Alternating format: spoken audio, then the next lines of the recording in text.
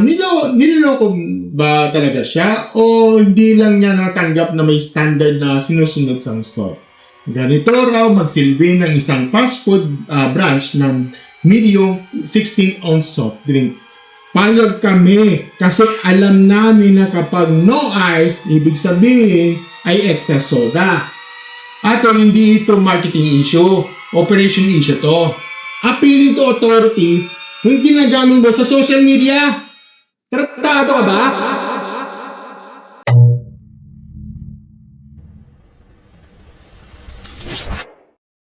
Hello mga stories! Welcome back sa isa na naman edition no? Dito sa aking channel ng mga stories. No? Edit edition tayo. Okay? Mga stories, no? May nagbari na naman tayong issues na akala mo simpleng soft drink no? Na ang usapan. Pero ito habang lumalalim, no? Mas lumalabas ang ugali ng totoong pinag-uusapan dito. Okay? May isang customer na nagreklamo dahil yung medium drink niya raw, no? Yung inalis yung yellow, okay, parang small na lang yung natira. Pero ang tanong kasi dito mga stories, no? Niloloko ba talaga siya o hindi lang niya natanggap na may standard na sinusunod sa store? So, mas matindi pa, no? May usapan na raw na pagmamaliit sa crew, no? Pagbanggit sa social status at classic na ako yung tama, kayo ang mali instead, di ba? Basahin muna natin ng buo, no? Walang interruption. Tapos saka na tayo magiging opinion, no? Galit ang logic at common sense. So, ngayon, isang netizens yun, nagbagagi sa ranto tungkol na nakakita sa social media. Ayon sa kanya, no, grabe raw yung entitled ng isang customer, no? At kapag binasa raw ng mga comments, no, ang dating ay sobrang close-minded at parang walang tama sa iba. Kundi siya lang. Okay? Ang unang reklamo raw yung customer na ito, no? Less than 16 ounce na lang daw yung medium drink niya kapag inalis yung yellow. Para sa kanya, dapat daw 16 ounce ang drink. No? Tapos, saka pa nila, nalalagyan ng ice. Marami na raw crew ang nag-explain na hindi ganun ang standard. Pero paulit-ulit pa rin niya ang daw niyang pinipilit ang punto niya at binabanggit na dati raw siyang marketing manager. Kaya alam daw niya kung ano ang tama. Ayon sa ayon pa sa rank, no, umabot pa raw ng puntong minamalit niya yung mga crew at tinitignan silang mas mababa sa kanya. Kaya ang tanong ng mga netizens, may mga ganitong talagang tao pala o sadyang ginagawa to para sa engagement. So, mismong blind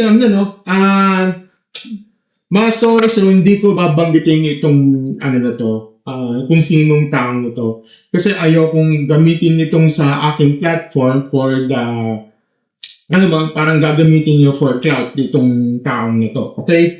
Itong gagamitin ito is for awareness lang. Okay? So, mismong blatant article post na, no, ito ang buo din sinabi ng customer. Ganito raw magsilbi ng isang fast food branch ng medium 16-ounce soft drink.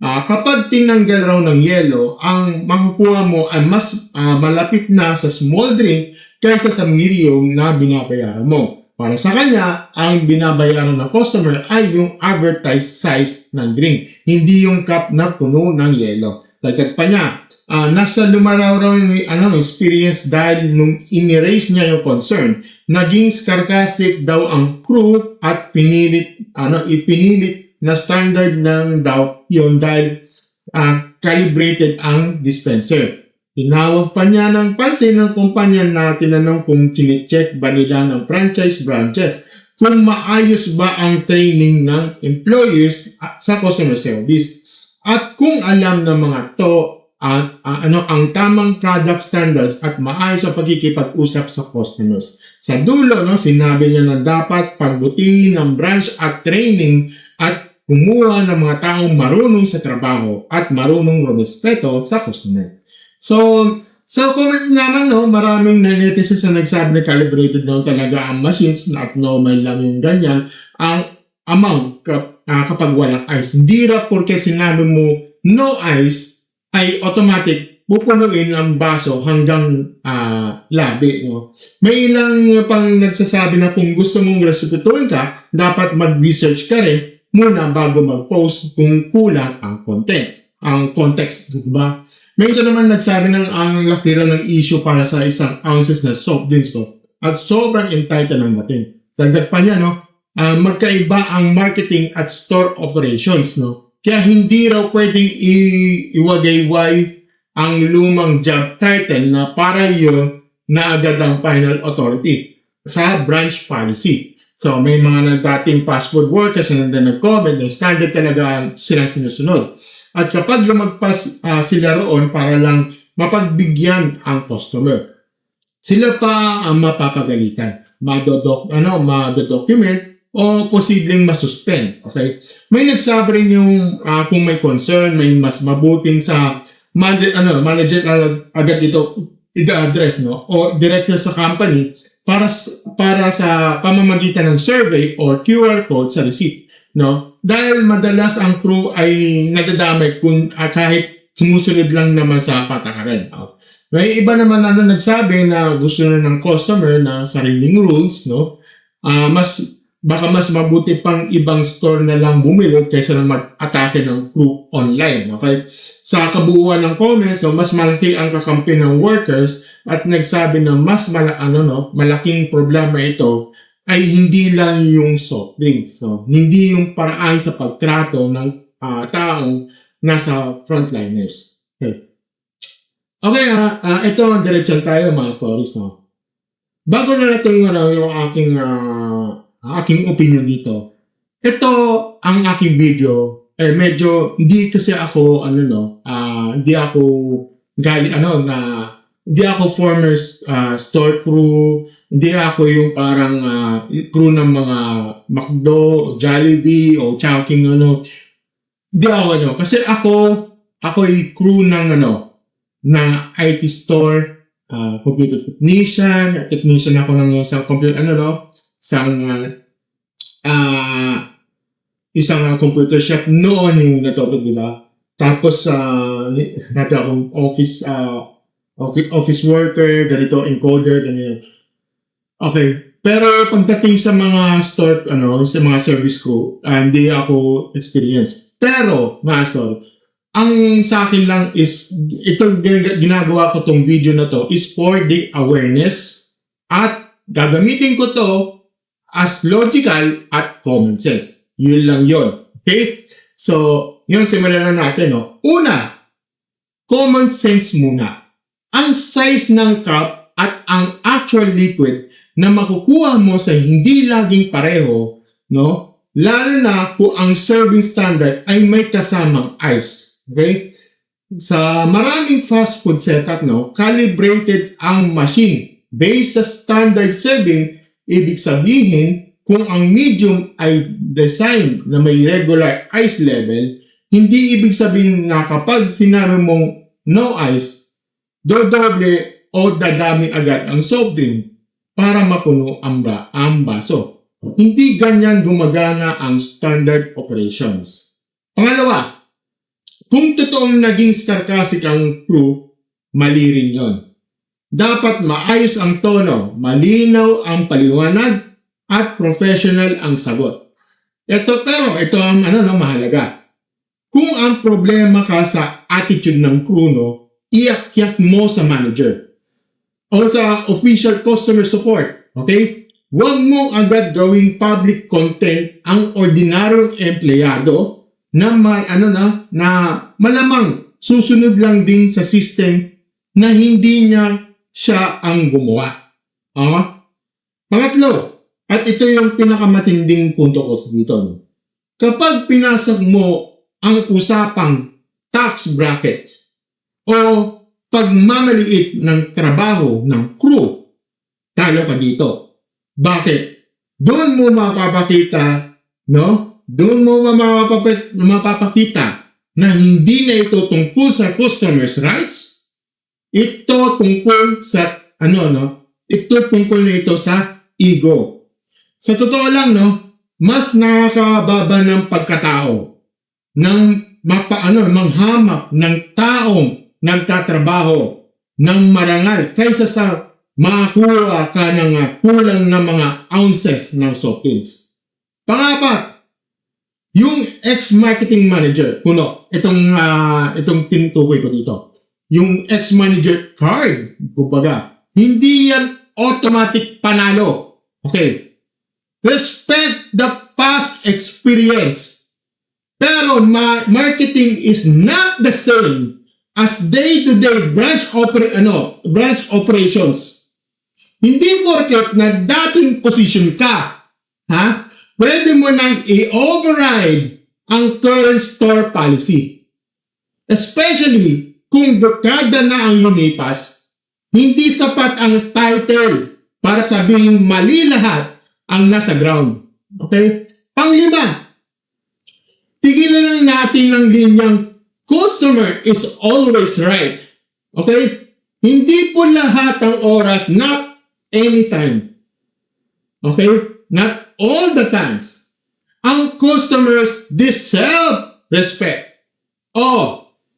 Pero hindi ibig sabihin yan ay lahat ng gusto ng customer ay tama. Kapag kahit labag sa policy, proseso, at saka yung orange standard, ang tama ay simple.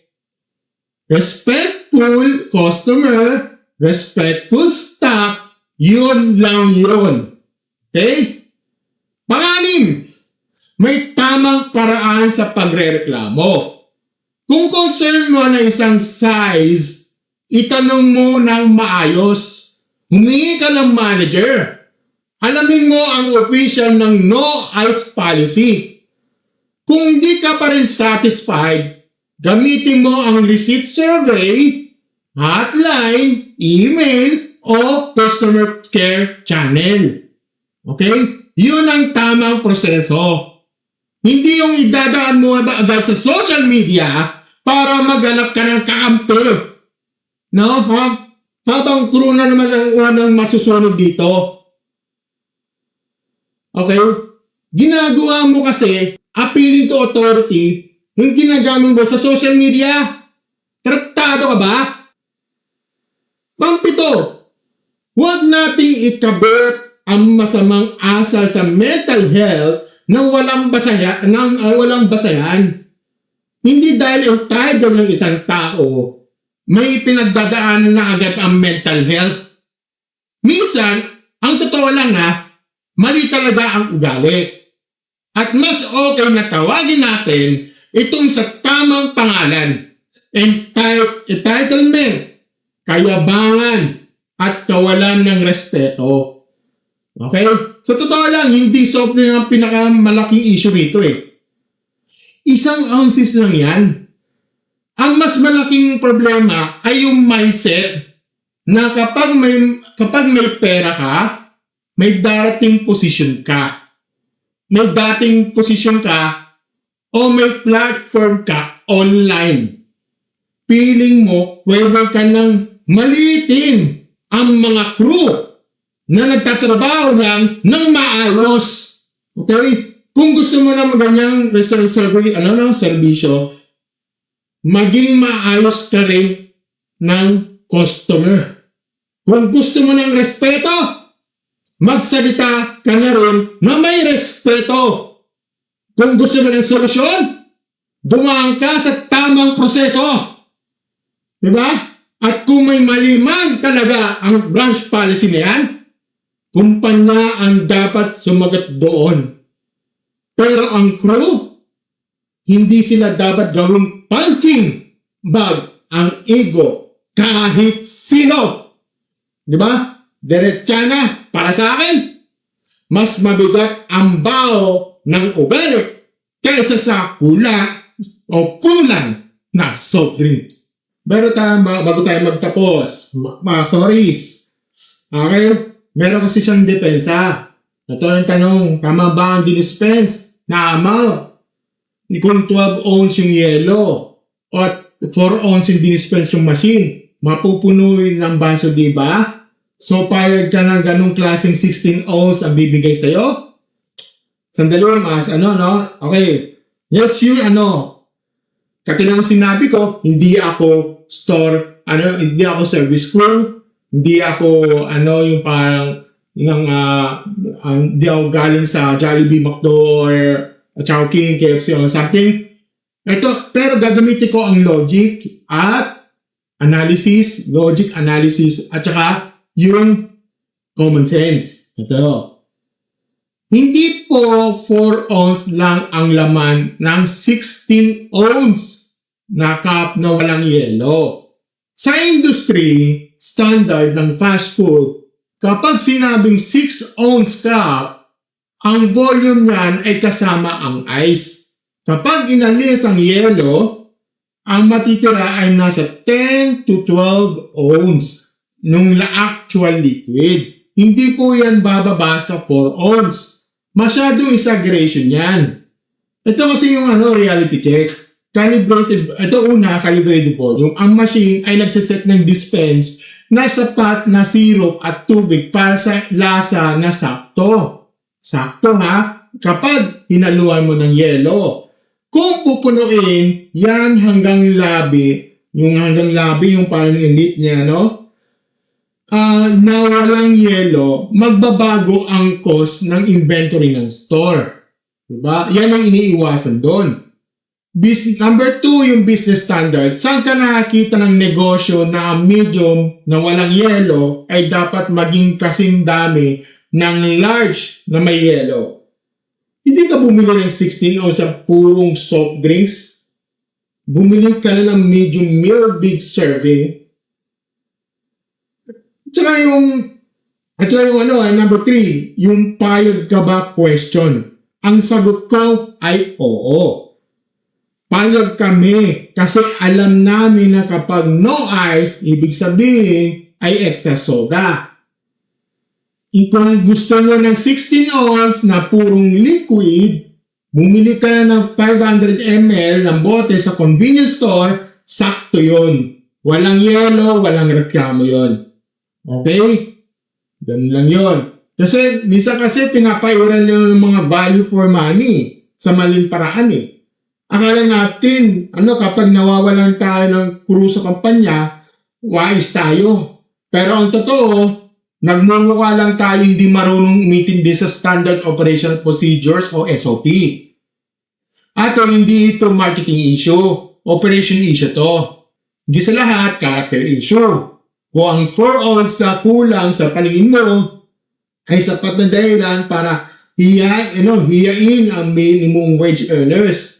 Baka hindi yung baso ang may kulang. Baka yung empathy mo sa kapwa. Diba? Okay, mga stories. So, ito, nag-response nito si atin. At yun, ginamit niya yung technical card. Sabi niya, may maintenance check daw ang dispenser. Ito, may ratio yung syrup at carbonated water at quality, Yun, ngayon daw, yun yung sinabi niya na carbonated water quality daw ang habol niya. Dahil deserve ng mga taong can afford and good stuff. Simple lang daw ang tanong niya. Niloloko ka ba ng 20 ounce lang yung lumalabas sa machine para sa 16 ounce na baso? Ito. Unang-una kasi, ang 16 ounce ay volume ng baso. Hindi puro liquid. Ate, bilang expert ka mo sa industry, dapat alam mo na ang menu price ng isang fountain drink ay calculated base sa finished product, liquid plus ice. Kapag bumili ka ng medium drink, ang binibili mo ay isang serving size, hindi isang specific volume na purong syrup at tubig. Ang baso ay 16 ounce. Pero ang standard serving ay may yelo. Hindi ka man niloloko. Dahil ang standard ay standard. Pangalawa, calibration versus filling into the brim. Well, tama ka dito na may calibration ng syrup at tubig, Brix ratio kung tutuusin. Pero ang calibration na yan ay para sa lasa. Hindi para punuin ang baso mo kapag pinatanggal mo ang yelo. Kung 12 ounce ang ng setting ng machine para sa medium, 12 ounce ang lalabas. May yelo man o wala.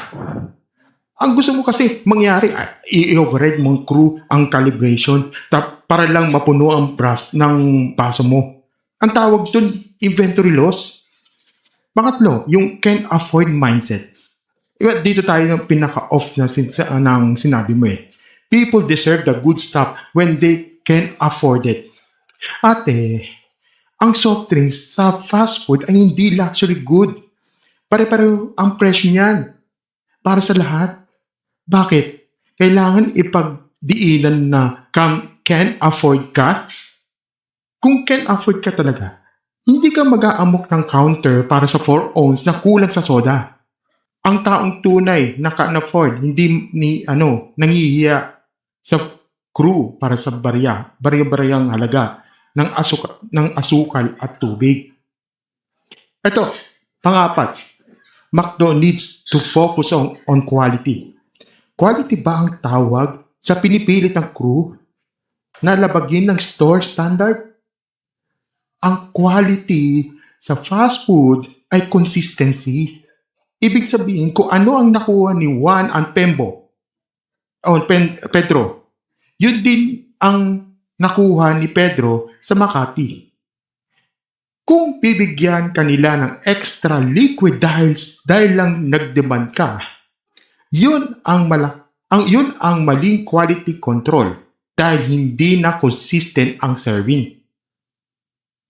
Panglima, may Coke Zero ka sa rep? Kung marami kang Coke Zero sa rep pero pinipili mong mag-iskandalo sa store, hindi yung value for money. Ang hanap mo, yung validation or at power trip. Gusto mo susunod sila sa gusto mo dahil feeling mo mas alam mo ang trabaho nila kaysa sa kanila. Ba? Ano mga sorts, no?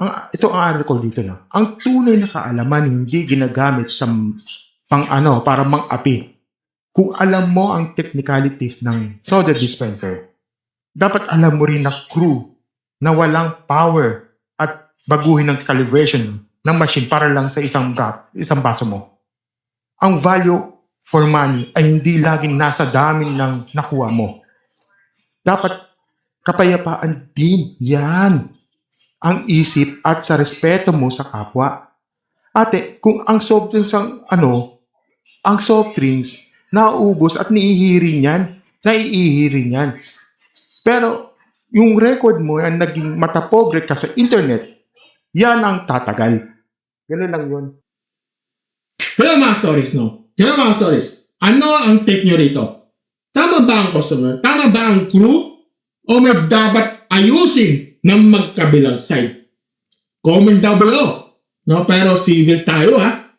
Kung gusto ng ganitong diretsang commentary na may common sense o walang paligoy-ligoy, like nyo lang siya. Like, share, subscribe sa ating channel. Hit the notification button sa ating bata. As I was my story, thank you and have a good night with stories. Bye. My goodness!